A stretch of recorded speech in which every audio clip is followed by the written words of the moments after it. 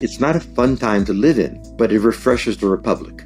A few weeks ago, my interview with George saw over 500,000 views and got almost 4,000 comments. So today on Global Macro Update, I'm going to ask your questions, and we'll see how George reacts.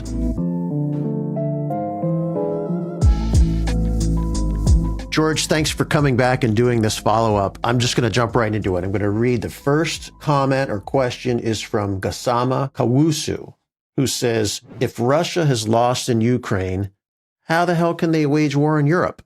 They can't. That was my point. The Russian army has shown itself as having limited capability. And this is one of the elements of the discussions being held now. Trump is not arguing to the Russians, but is playing on it. You guys lost. You're in a weak spot. We can help you out. The Russians are torn between, now let's give it another round. We'll have a better negotiating position. How can I get a better negotiating position? In poker, there's a throwdown. And at the end of the night, you're going to put it all in if you're losing. Try to recoup.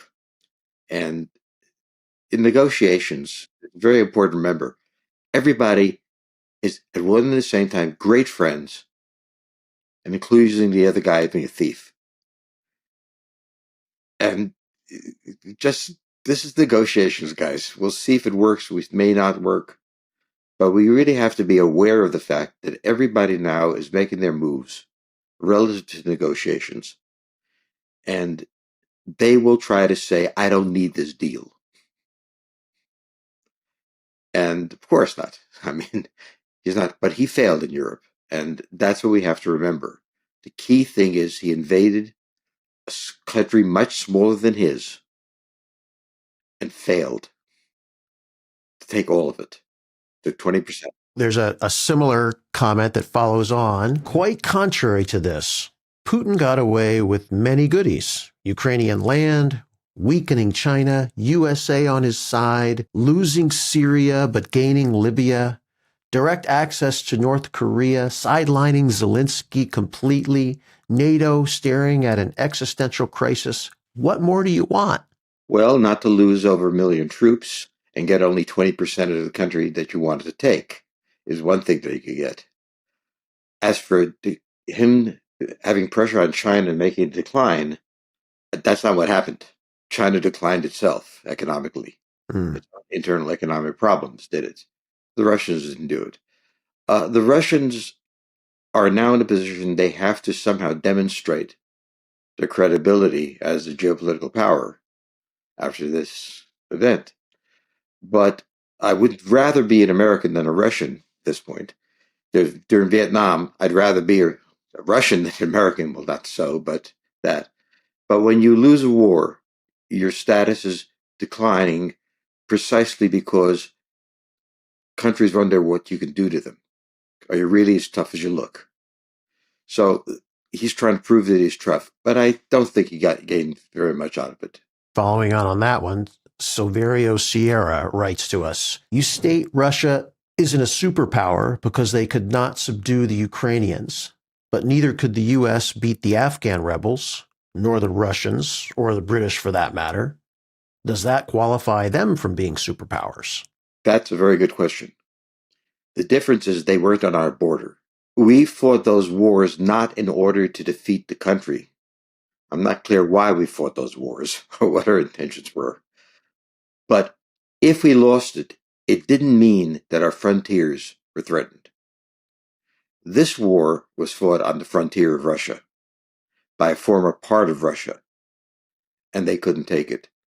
So it's different.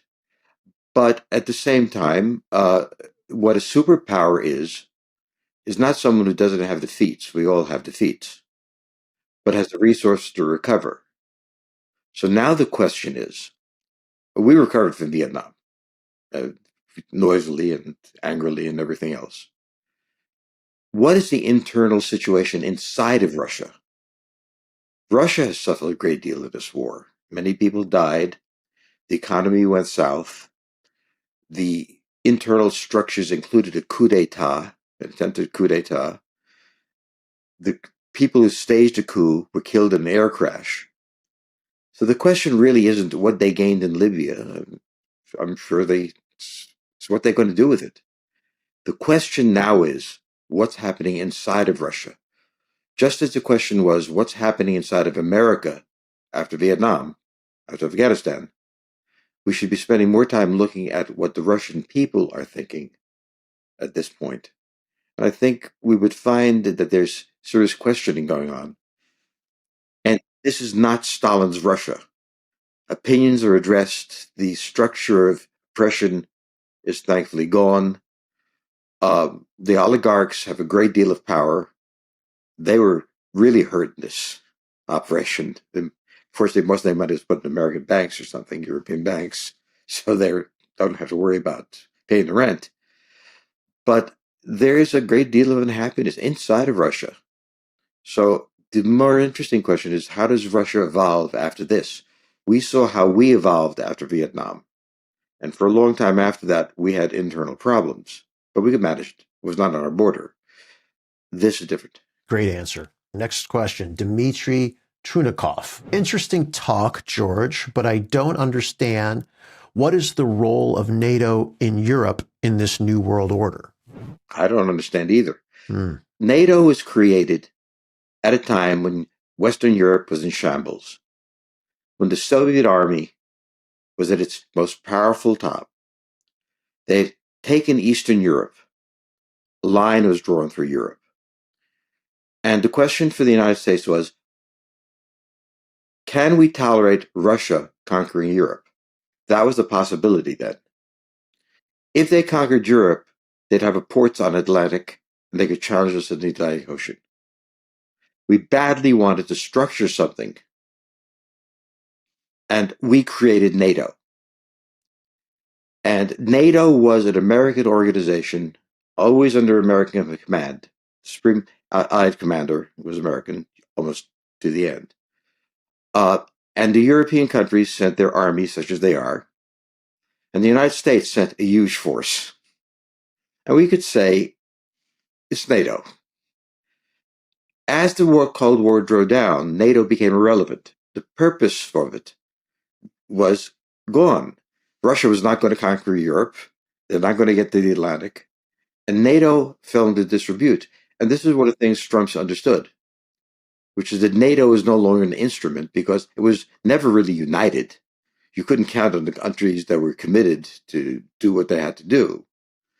So at this point in the history, it's a nice place to go every year, have a dinner, a conference. Every politician who can't find a place at home gets a job at NATO. It's a nice place. But it is not a functional entity.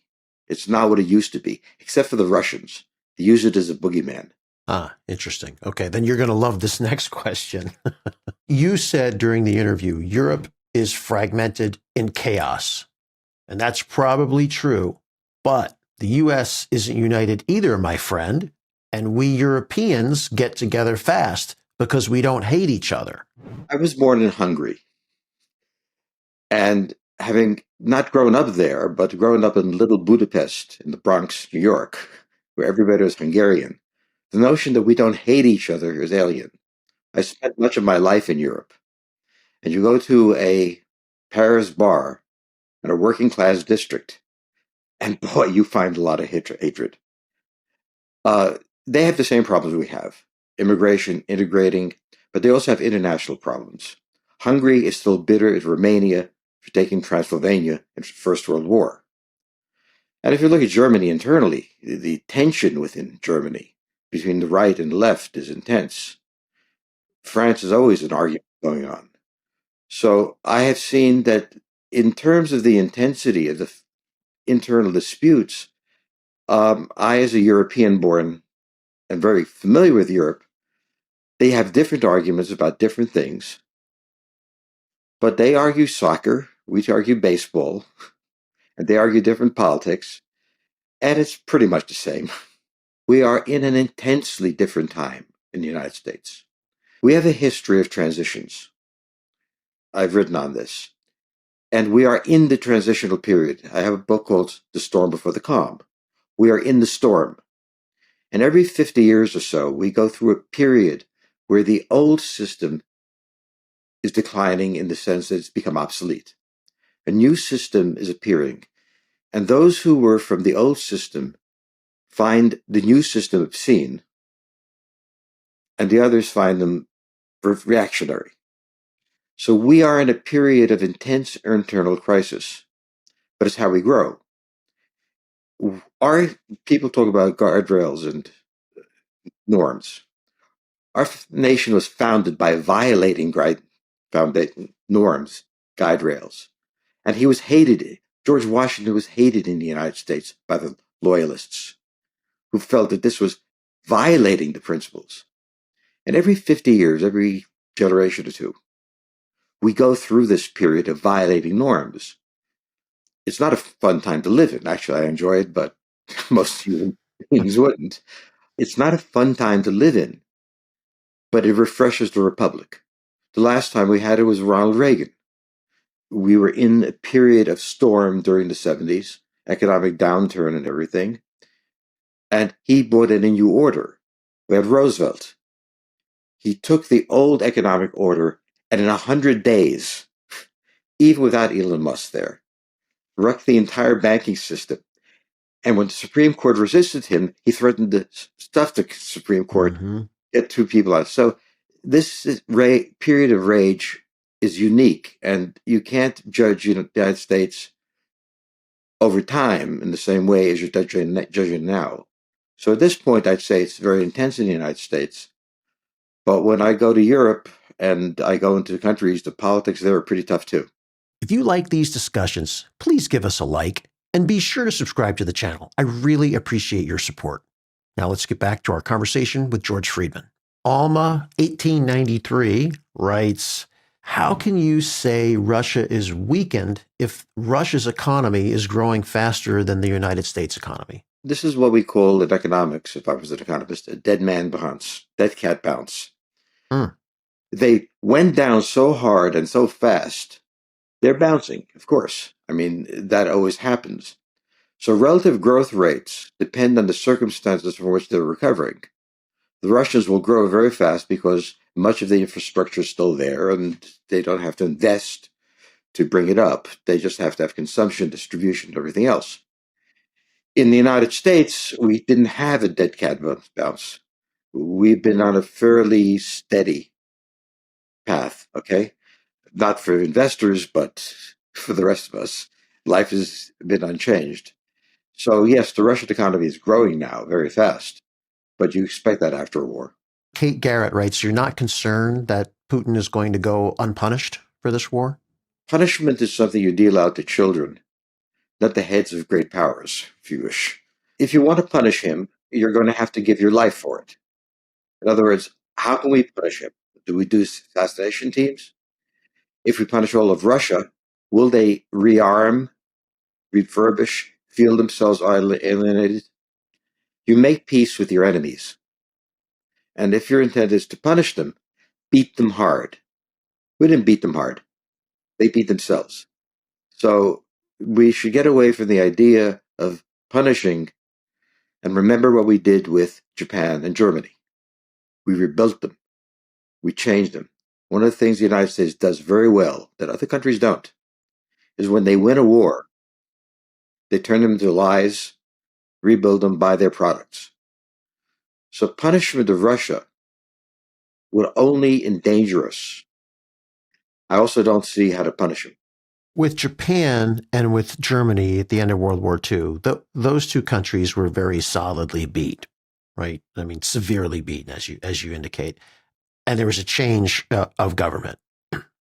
Whereas with Russia today, Putin is still going to be, he was there yesterday. He's probably going to be there tomorrow. Can you make them an ally? I mean, will Putin actually think that the U.S. is his ally when we change presidents every 4 or 8 years? There was a great debate in the United States in the First World War. How can we be an ally of England? England that was our oppressor. England was this and that because the national interest demanded it. So there's tensions between countries on certain levels, but it doesn't prevent them from being an ally. We couldn't be an ally with Germany until Hitler was gone. We couldn't be an ally with Japan, while that the emperor remained, but the regime didn't change. Changed. So countries aren't people. They don't hold grudges for a long time unless they're free to. Russia's a nation. We have to have a relationship with them. As I said before, the question is, does Putin survive this? Mm-hmm. You know, I'm not meaning live or dead, but because the regime does. But you have to be able to understand that you make peace with your enemies. It's interesting to me that the left used to be saying, we're not cops of the world. It was a phrase that was used in the 60s. And it's used to say that we should be more accommodating. Now it's the left that's saying, how can you accommodate this? How can you do this? And the right that's saying, so I love America. Mere hypocrisy is not a problem. We have a long-standing history of it. We're coming down to the last few questions here. One is more of a comment that I just would love to get your thoughts on. XYZ Arrow says, the coming isolation of the U.S. will cripple the country since it is 100% dependent on trade with the world, and without trade, the U.S. empire will crumble. And what's left of the U.S. minus its empire? Well, pretty much nothing. Well, that's hopeful thinking by some. Well, we do not depend on 100% of our income on exports. In fact, we're a great importing country. And what will they do without us? If the United States crumbled, there'd be a worldwide crash. Not only does the dollar stabilize the global currency, but our trading system is one of the foundations of the international system. The idea that the United States is about to crumble is a wishful thinking on the part of many people. Mm-hmm. This is far lower a crisis than the Great Depression or the other things we had politically in wars, okay? We have to put this in context. Uh, Countries don't love us. In the past 100 years, many countries didn't love us. The Americans have the great advantage. They can not care. So not liking us and hoping for its downfall disappoints many people. I'll just set this last question up with a comment that the late, great Harold Malmgren made to me several months ago. We were talking about what was going to happen. The President Trump hadn't taken office yet. I asked him a couple of questions about what he thought was going to happen. And he looked at me and he said, Trump is unpredictable. And that simple statement, I think, was one of the most insightful comments that I've ever heard about the president. It really helped me rethink how to look at the administration today. He's a poker player. Mm-hmm. A poker player, when he's got a great hand, looks glum, goes to the bathroom, sits down again, is not interested. When you have a lousy hand and too much money in it, you look confident and great and happy. I see him as a great poker player. I play poker and I'm not great at it, but always pay little attention to what appears at his face. Always pay little attention to what he says. Look at the cards, count the odds, see the money. And he's that player. He gives you the face he wants when he wants to give it. And he is the greatest bluffer in the world. And so what it's saying says he says things and then takes them back. He's bluffing. And if you understand him, I don't think he's unpredictable, but you can read the cards by seeing which way he's moving and how he's behaving. And if you've ever played high stakes poker, which I have, you learn very quickly. And this guy, he grew up in Queens. I grew up in Queens, not far from him. He was in a good neighborhood. I was in a bad neighborhood. But in Queens, we knew how to play poker. In the Bronx, we knew how to play poker. The problem is that people went to Harvard, don't know how to play poker. They take people seriously at what they say. So to me, to many in America, he's an outlandish figure. To me, he's like my friend Dominic.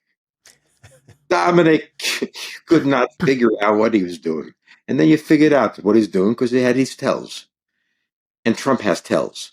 Tells are those things that people do Well, they get a good hand and they go like this. Play with him poker long enough, and he has his tells. So he can be read. He's not unpredictable, but he tries to be.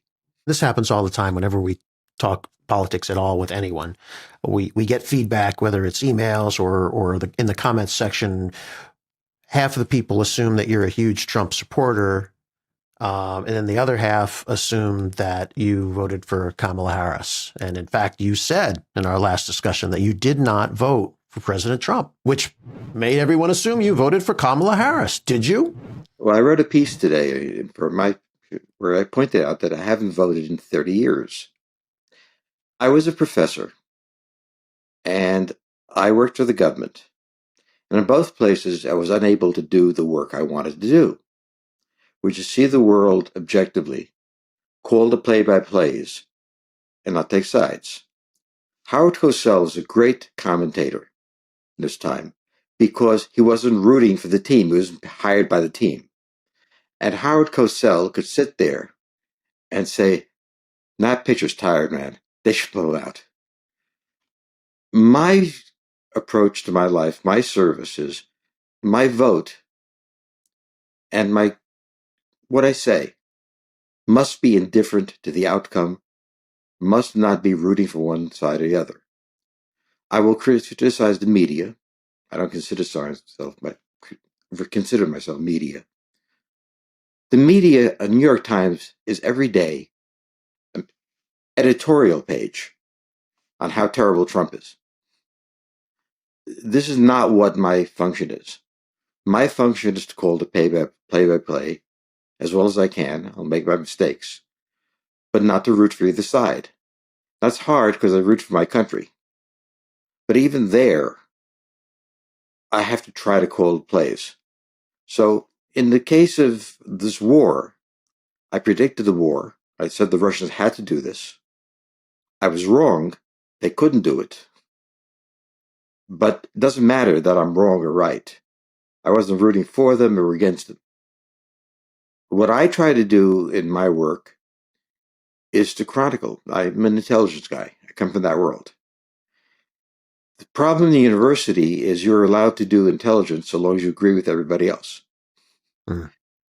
The problem in the government is you agree with the guy above you. I did something very crazy. I said, I'm going to do this in the private sector. I loved my discipline. I loved the work I did. But I decided to make a business of it. Given that I knew nothing about business, this seemed easy. But we did it, and it's worked. And the point is, I'm free to call the play-by-plays. I don't have to say which side I'm on. So if it appears that I appear to be for Trump, I'm simply trying to explain Trump. And I don't think he's a fool. I don't think politicians are fools. I think they act the role they have to act. When you become president, you have to have enormous discipline. You have to rise to the presidency, defeat other candidates. Stupid people don't do that. Now, you may not be a nice person, but you're not stupid. And what I try to do is look at these players, see their failures, their successes, but never underestimate them. Not look at people, look at countries. Because in the end, the president is what the country produces. Donald Trump is the production of the United States. Now, there's a minority that didn't vote for him and doesn't like him and hates him and so on. That's what we are. But he does what he has to do. Because if you don't do what you have to do, you don't stay president. You don't succeed. Wishful thinking doesn't govern. So I regard all these people as smart enough to be sitting on top of everybody else. Number one sign that they're smart. Number two is they like being there. Number two reason they're smart. And so they try to make the best moves they can. Now, when you look at what moves you can make, first you understand what do you need? What are your imperatives? What do you have to achieve? The second thing you look at, what are your constraints? What can't you do? What's impossible? And then you craft your policy based on knowing what you do. So Putin thought he had to invade Ukraine to demonstrate that he's a great power. It was imperative. He miscalculated his capabilities. Now, what's his imperative? To recover from what he failed. If you look at it simply in that way and treat politicians respectfully, which in democracies is not allowed, you have to have contempt for them, then you can understand them. So I try to bring this to bear into my work. So it always seems I'm in favor of somebody, but I'm just analyzing them as they think of themselves. I try to put myself in their heads. And sometimes it's unpleasant heads, but you have to do the job. So how would you rate Trump's performance so far? I mean, he's clearly trying to change the system. The previous system was obsolete, didn't fail. Every 50 years, it's obsolete. So, for example, we had a cultural war. The egalitarianism that it began with under Roosevelt, who was loved by blacks because he finally spoke for them, turned into a hyper egalitarianism where it wasn't blacks that had to be in it. Women had to be equal, homosexuals had to be equal, transgender people had to be equal, and it was not equal opportunity, it was an equal outcome. So it was not a question of do you have a chance to get into Harvard, but you have to be allowed to get into it. It became it became the reductio ad absurdum of the previous era. And that's how eras end. It reaches the reductio ad absurdum. And it was unsupportable. Polls said it was inflation. I don't believe it. It was a culture war. It's still raging. And the previous culture from Roosevelt on did magnificent things in society and culture, in raising the working class, in making sure of central government. But the reality is that the federal government had reached the level of reductio ad absurdum. The complexity, the size, the inability to function is a serious matter. Now, when Roosevelt came in, he faced a banking system that had failed, a financial system that had failed. So in the first 100 days, he went nuts, wrecking the banking system, overthrowing everything. Supreme Court tried to stop him. He tried to stop the Supreme Court by packing it. It was wild. But he felt he had 100 days because he knew that the opposition would come back. This had to be done, and it was going to be done against the rules to get it done. I see this as his 100 days. I also see his 100 days coming to an end. He's made a lot of moves. He's done a lot of things. Now he's backing off on a lot of things. Okay? I don't think Elon Musk is going to be there that much longer. But he had to get going the principle that the federal government is dysfunctional. And he got it going. He got radically going. He had to end the Cold War. The Russians were no longer the Soviets. Stalin is not Putin. Very different people. We were spending a huge amount of money, taking risks. Perhaps we can reach accommodation. Now, the Democrats used to be the party of accommodation. The Republicans were the hard anti-communists. So it's a wonderful world, and we're all hypocrites. But the important thing is that he came in Roosevelt style because he's the first president of this era. He's the storm. After that will come to calm. And Roosevelt was referred to as the man, a great columnist said, he's the least competent president we have ever had in history. He was considered a dictator. He was accused of using the 100 days to make himself a dictatorship. So when I look at these things, I say, when Andrew Jackson, who is at this point, comes in, he's in the same position. Abraham Lincoln is a monkey who can't read. So the demonization, the urgency of the president to do something while he still has a chance before the opposition forms. I see Trump in that light. Now, how he'll be looked at? Well, he'll be looked at back as a Jackson or a Lincoln, Lincoln is God. Jackson is a monster. Whatever it is. Okay? Both of them had trial fights at the Supreme Court, broke all the rules, all the norms. This is that president. His historical view, I don't know what they'll say in history because I don't know if he'll succeed, Right. but I think I know what he's trying to do. George, always appreciate my time with you. Thank you for helping us understand, because at the end of the day, that's what you're trying to do. You're just trying to figure this out. I just make this up as I go along. Yeah, I know that's not true. George Friedman from Geopolitical Futures. Thank you again. Thank you.